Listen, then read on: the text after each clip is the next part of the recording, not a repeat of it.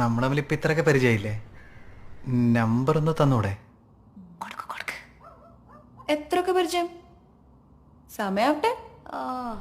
ഇതിലെങ്കിലും വിളിക്കാലോ.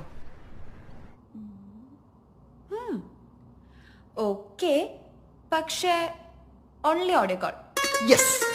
കാതിൽ നീ